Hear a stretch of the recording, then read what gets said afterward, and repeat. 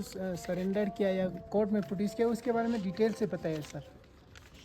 आज अदालत में बहुत सारे एक्यूज जिनको एफआईआर में नाम दिया गया था, उन्होंने अपने आप सरेंडर किया और उन्होंने ये कहा कि हम लोग जो है बिल्कुल बेगुनाह हैं, हमारा नाम गलत तरीके से डाला है।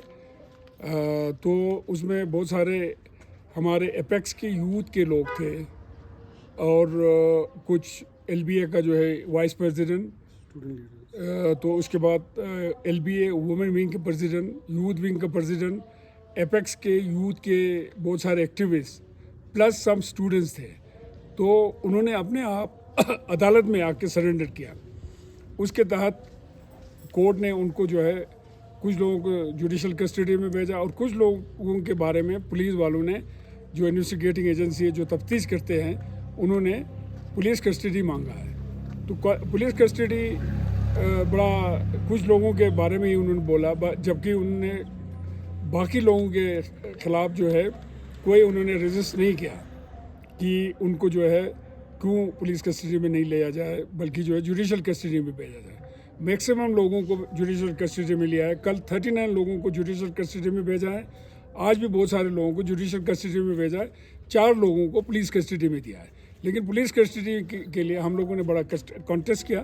तो उन लोगों को कोई इंट्रोगेशन वगैरह जो भी कुछ होगा, तफ्तीश होगा, जिस किस्म का भी होगा, उसमें उनके अपने एडवोकेट को, काउंसिल को साथ रखने का हुक्म किया है। और उनको हर 6 घंटे में हमने रिक्वेस्ट किया कि इनको जो है मेडिकल चेकअप किया जाए। तो प्रोसिक्यूशन ने रिक्वेस्ट किया इन 6 घंटे को 8 घंटा किया जाए। हर 8 घंटे के बाद इन 4 लोगों का जो है मेडिकल चेकअप होगा और इनको जो है आइसोलेशन में इंट्रोगेशन नहीं होगा, ओपनली होगा, उनके in presence of their council होगा। सर, 4 लोगों का जिसको पुलिस कस्टडी लिया गया, उनका थोड़ा डिटेल्स मिल सकता है हमें? उसमें हमारे 2 काउंसिलर्स है, जिसमें मनला दोरजे नुरबू और तंजिन छपक 2 है, और उसके साथ सेवंग रिगजिन एलबीए का वाइस प्रेसिडेंट है, प्लस एक सेवंग दोरजे तिमोसगाम नंबरदार है। इनके खिलाफ कोई Rigzin Dorje I think LBA के प्रेसिडेंट का नाम रिगजिन दोरजे, हाँ। इनके खिलाफ कोई ऐसा कोई प्रूफ नहीं है, ऐसा कोई इनके खिलाफ कोई गवाही नहीं है कि इनका कोई इन्होंने जो है उकसाया हो, इन्होंने इस वायलेंस में पार्टिसिपेट किया हो। क्योंकि मनला नुरबू जो है ना पूरा हॉस्पिटल में थे।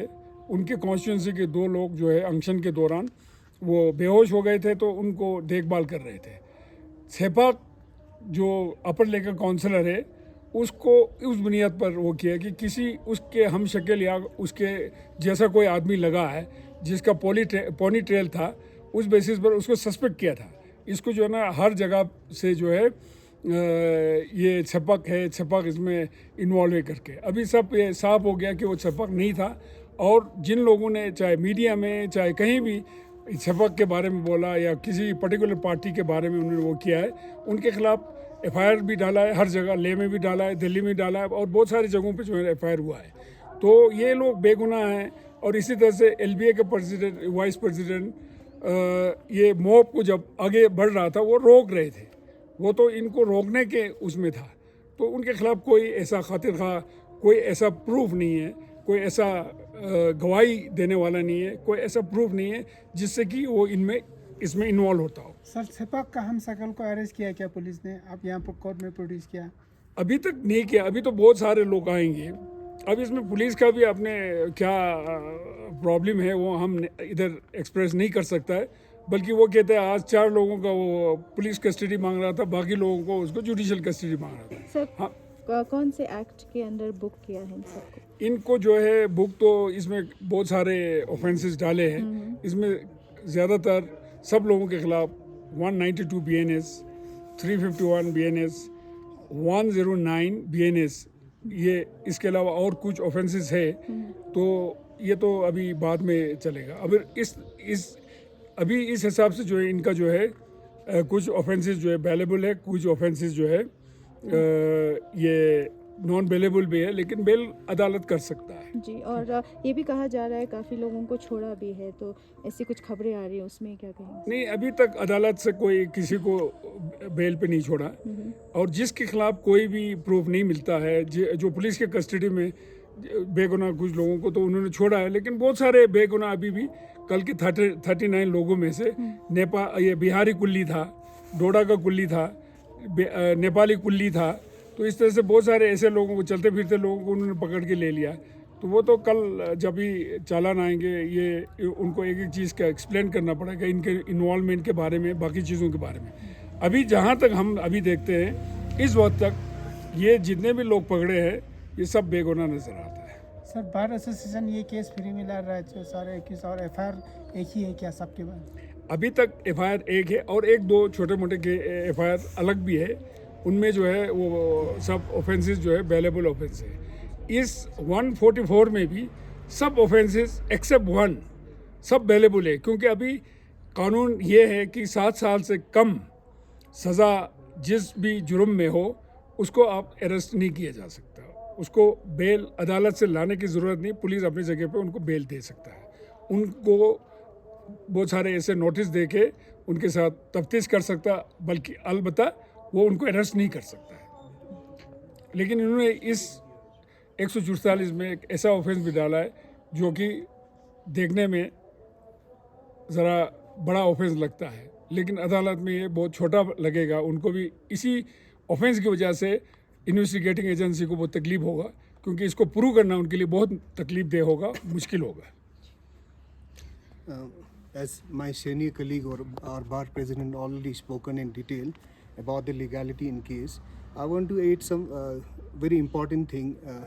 सबसे पहले तो इस आंदोलन को एक इंटरनेशनल कलर देने जा रहा है, and to be very specific, सबसे पहले तो मैं जो भी इस मुद्दे पे शहीद हुए उनको सब कंडोलेंस हमारे बार एसोसिएशन की तरफ से या मेरे तरफ से कन्वे करना चाहता हूँ। साथ ही साथ ये बोलना चाहूँगा कि the one who died, who was 46-year-old, who was the only person having age of more than 40, जिनका नाम 13 है, 46, he is the ex-Indian Army, and even his father is an ex-Indian Army, and he fought for India in 1999, and he performed very well.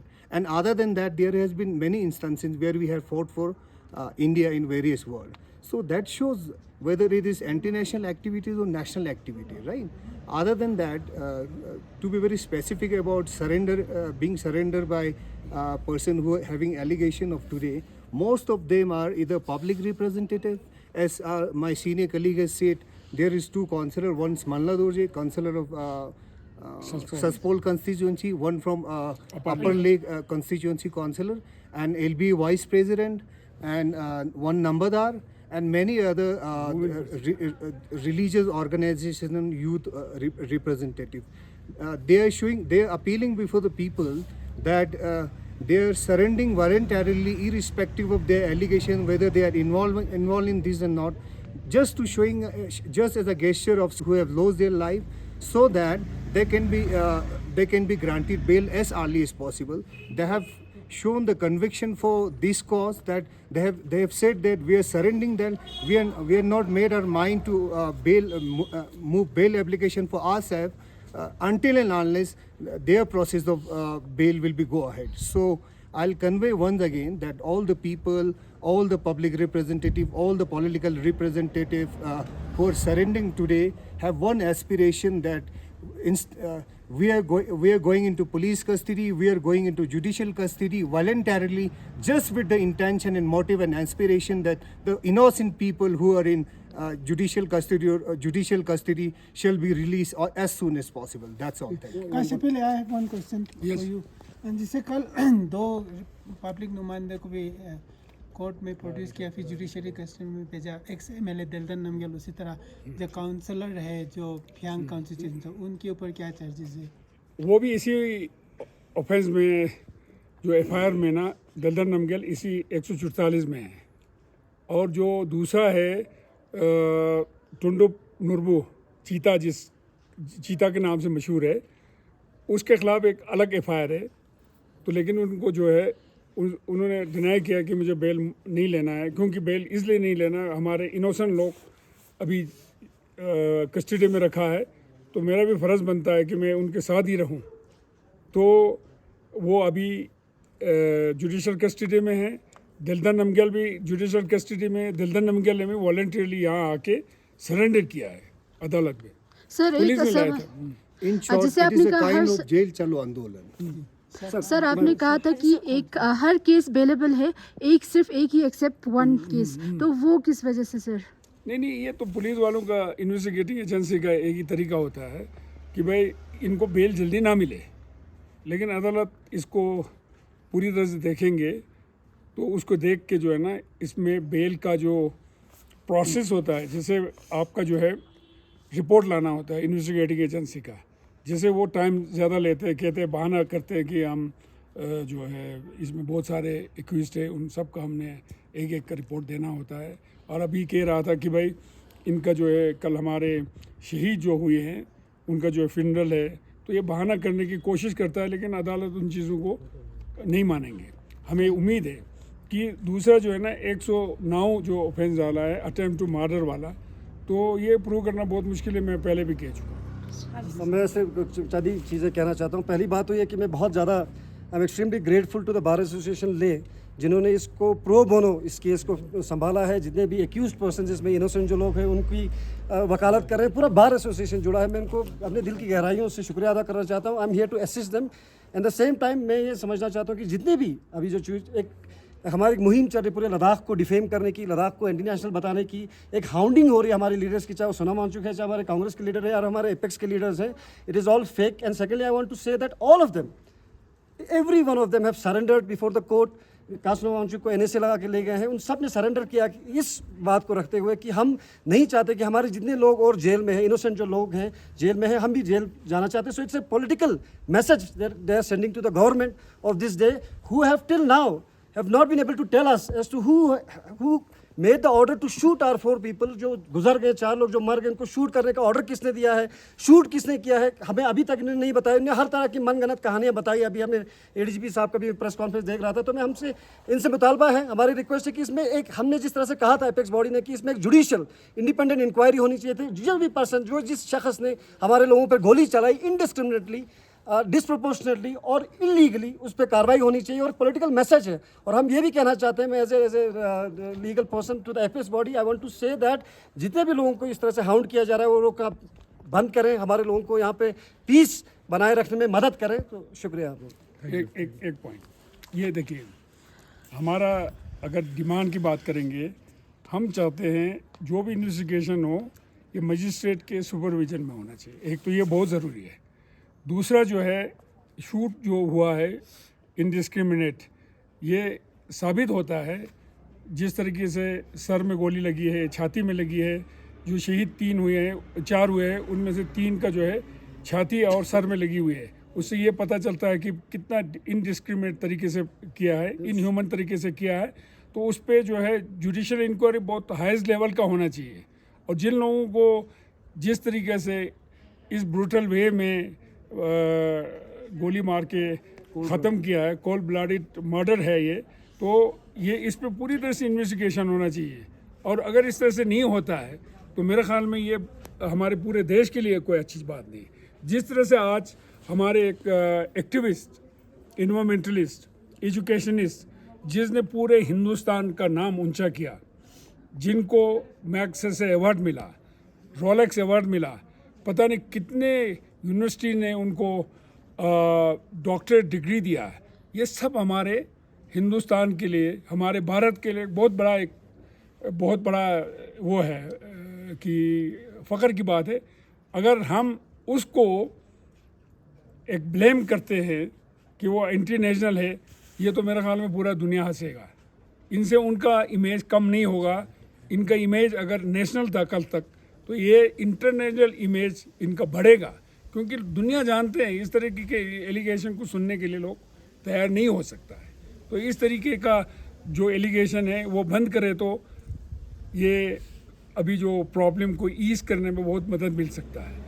और जिस तरह से मार दार पकड़ दकड़ हो रही है, इसको इमीडिएटली अगर बंद करेंगे तो ये हालत बेहतर करने में बहुत फ़ायदा होगा। हम हर एक को, गवर्नमेंट को अपील करते हैं कि अपने आप को रिस्ट्रेन करे और ये सप्रेसिव एक्टिविटीज़ और सप्रेस करने की कोशिश जो करेंगे तो वो पूरे हमारे देश के लिए भी फ़ायदेमंद नहीं होगा और लद्दाख के लिए ख़ासकर इस मूवमेंट की बात आप छोड़ दीजिए। इस वक्त जो है लद्दाख को अमन की ज़रूरत है। अमन को लाने के लिए जो हुकूमत चलाने वाले लोग हैं उनको आगे आके अपने गलत काम को रोकना होगा।